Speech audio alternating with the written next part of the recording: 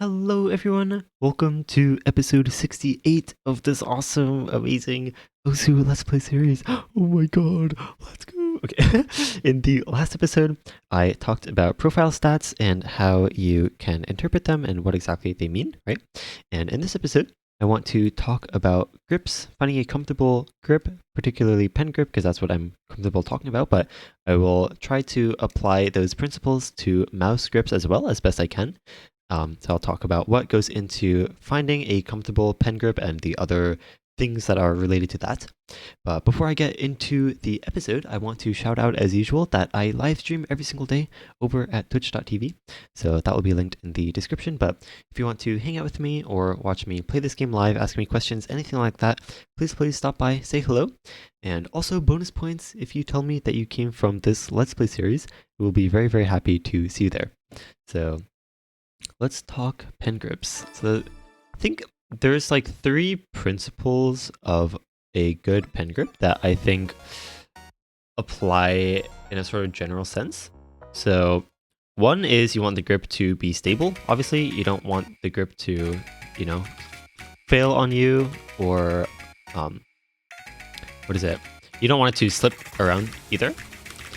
The second sort of principle of a good grip is comfort, because you don't want to be getting hand pains or anything like that. And the third principle is flexibility. So you don't want to be like limited in the angles that you can play, or I guess like not being able to reach certain corners of the screen as well. So there's actually a lot that goes into a decent grip. There's a lot of stuff that goes into the grip outside of just the grip itself. So what I mean by that is like, regardless of your grip, so some grips prefer having a very big area, like they work well with a big area, and then some grips work a lot better with a smaller area. And there's also this idea of what I like to call pivot point. Oh, interesting pattern. So your pivot point is basically your like sort of center of gravity, center of rotation, if that makes sense. So I think you also want your pivot point to be very flexible. So typically that's either your wrist, like let's say you have your wrist planted on your table or like on top of your tablet maybe, and you sort of use that as a, I don't know what term to use other than pivot point, sort of like a rotation point, like point at which you like everything else sort of revolves around, like the rest of your movements. So you could have your wrist, or you could have like your elbow, if your elbow is maybe on your armrest or something like that, or if your forearm is like resting on your table or something like that, then that could also, act as your pivot point. But you want your pivot point to be very, very flexible. I know some people use so for example, you put like your hand sort of like on its side, sort of your entire pinky is sort of like flat on your tablet or table or whatever, and you're sort of holding your pen sideways. But the main thing is that like when you have your entire hand like from, I don't know what to call it, like the sort of ball point of your wrist all the way up to like the tip of your pinky, like if all of that is sort of flat on the table, then you can't really move around that much. And I think some people ask me like, is it okay to like have a grip where I'm only moving my fingers? And it could work if your area sort of supports it. Like, if you hold your pen in a certain way where like you have, so basically like you don't get much flexibility if you have like a very immobile pivot point. Like the pivot point of, or like when you have your whole hand sort of flat on its side, that's, I think, pretty inflexible, I would say. It is still possible to like be comfortable like that, but you're gonna need to adapt probably your area size, and also sometimes like where your area is on your tablet. Like some people, so let's say if you're right-handed, it's just as a more general way to word it. So the corner that's like, this is the bottom corner that's closest to your hand. So if you're right-handed, that would be the bottom right corner. And if you're left-handed, that would be the bottom left corner of the screen. But that corner is sometimes very hard for people to reach with like certain grips, because they end up like sort of making a fist with their hand, and it's like very difficult to be flexible when aiming in that area, I guess. And I think one important thing that you should experiment with regarding that is literally just like going in your tablet driver or whatever and moving the area like further away from that bottom corner, because typically you'll find that you can actually reach forward, like you can reach your grip like in the top and opposite corner more easily than you can reach in like the bottom closer corner. So usually if you just like push your area like way over, that could actually help a lot with flexibility in that sense. Assuming you don't also like move your hand placement as well, because then you'll just have the same issue as before. But also, so if you are someone who puts your wrist like I guess has a very inflexible pivot point, like I was talking about before, experimenting with like only, I don't know, like I guess like lifting the side of your hand up and like using only your wrist as a pivot point. Personally, that's what I do. I use like sort of the ball bit of my wrist as a pivot point, so to speak, and I sort of rotate along that.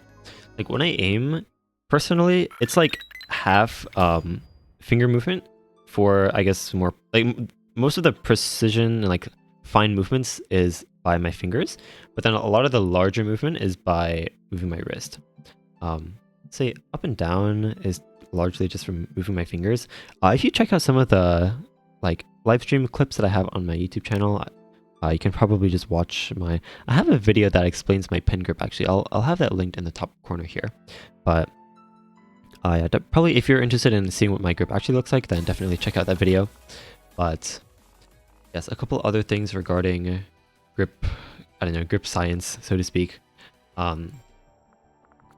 So I can also talk about like full area versus like smaller areas. And I think if you are, okay, so one of the reasons why like you might think, so if you're someone who uses a very small area, you might be like, OMG, like using a big area seems like so impossible. And that's probably because it is impossible by the way that you personally aim. So chances are if you use a small area, that typically involves aiming with your fingers or like very, very close and fine movement. And you're probably like tensing your hand a lot, I feel like, to control your aim on such a small area. But when you use a bigger area, you end up having a wider pivot point sort of naturally. And okay, one forewarning, okay, it's just since I'm thinking about it now. So you want to be careful not to use your shoulder as a pivot point, because what tends to happen sometimes is like you end up tensing up your pivot point. And if your pivot point is your shoulder, then you might end up tensing up your shoulder a lot, and that can lead to some, you know, pain. Because I've talked to some people that sort of have that situation, and I mentioned it to them, and they're like, "Oh shoot, I do suppose I tense up my shoulder when I play." So finding something else, if you can like use your armrest or even use your wrist as a pivot point, like have something planted on like a surface to control your aim by. Man, this map is crazy. I actually really like these kinds of maps that, I don't know, it doesn't need to be super crazy to be challenging and fun, right? This map is pretty symmetrical, but at the same time, you know, it's a wholesome little challenge.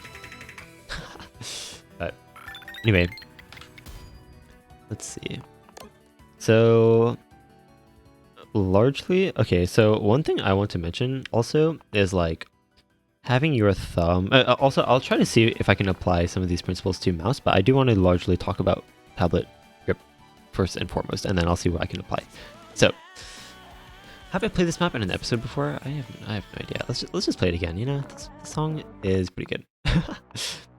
So thumb placement is, I think, especially important because your thumb can sometimes like be very like, I don't know, the way you place your thumb helps a lot for stability, but it can also work against you for flexibility. Yeah, there's like a trade-off with where you put your thumb for like it could prevent your pen from slipping, but it could also prevent you from moving in certain directions. So obviously, flexibility in that sense. Comfort is kind of subjective in that sense. I don't think there's that much of a correlation, but yeah, I think where you place your thumb, because some people I think like sort of wrap their pen like sort of inside their thumb, if that makes sense, or like they wrap their thumb around their pen, however you want to think about it. But that can sometimes lead to a lot of like inflexibility, especially in like the bottom corner, especially. Maybe corners in general, but yeah, I think even then, so that inflexibility largely comes from like when you mostly aim with your fingers. Because if your thumb is kind of blocking some movement of your pen, and then you're trying to aim with your fingers, then obviously you'll kind of run into some problems with that. But if you're largely aiming by moving your entire wrist, which typically is what happens when you, or not entire wrist, but like sort of entire forearm sometimes. So when you have a very big area, that's usually how you end up aiming naturally. Then the flexibility of your fingers does not actually determine the flexibility of your grip as a whole, because you're not using your fingers to aim. You're using, you know, either your entire wrist or your entire forearm or something like that. So there's a lot to experiment with. I would suggest, as a sort of general rule of thumb, if you're really struggling to find a grip that works comfortably for you for Osu, watch other people's. So most Osu players have some videos of them playing where they have like a camera on their hands. You can usually watch those, and those are called hand cam, right? So you can usually just watch different hand cams of players and see how they hold their pen, see how they control their fingers, and what parts of their hand they move the most. Also, like what they use to stabilize. I know some players, like for example, they hover their pen over the tablet, but they actually drag their pinky, for example, lightly. I think Cookie Z is probably the name that comes to mind. If you know what I'm talking about, then yeah, let's see. So I think the idea of pivot point does apply to mouse as well. Yeah, so let's talk about mouse a little bit. I think like having your wrist planted versus like sort of having like the bottom half of your forearm, I guess, like closer to your elbow. Having that planted on your desk, or like just using your elbow, or having like your entire arm raised and sort of using your hand, like putting pressure down on your hand. Actually, I don't know if that's a thing, but as you can tell, I don't actually play with mouse, so you can take my mouse aiming advice with a grain of salt. But I think for the most part, the principles of like, you know, there's more to it than just where you put your fingers. I think that's sort of the bottom line that I'm trying to get across. But you know, regarding mouse sensitivity as well, if you have very low sensitivity,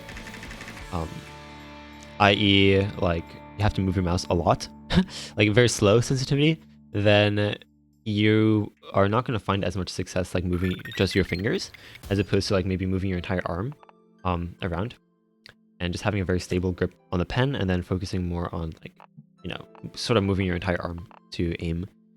So yeah, lots of different ideas with that. I think largely it really all comes down to experimentation. I think some people might be wondering like, oh, why don't people just like aim with whatever grip they used to write with for like their pen grip? Like I don't understand why it's such a big deal.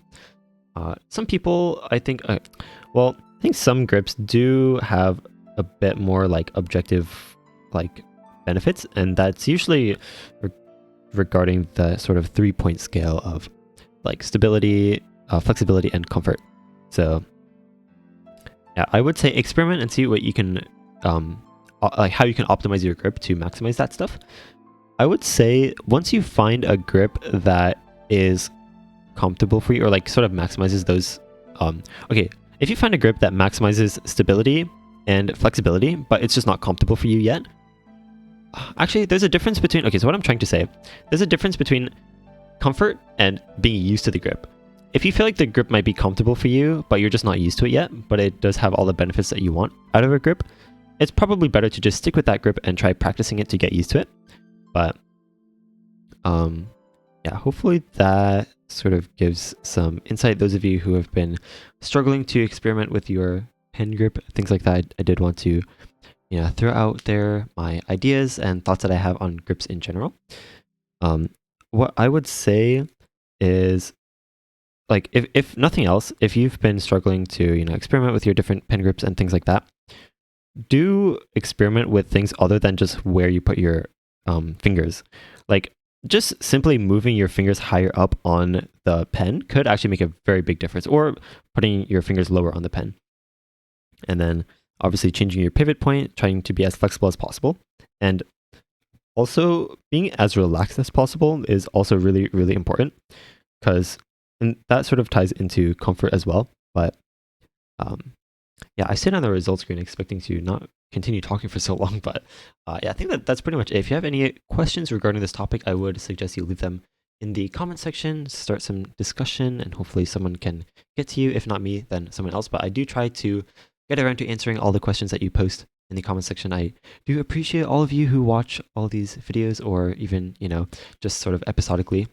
If you just sort of watch random episodes here and there, then still appreciate you, and do check out my channel. I have so many videos at this point. So yeah, check out my channel, watch my other videos, and if you have suggestions for future episode topics, please also leave those in the comment section.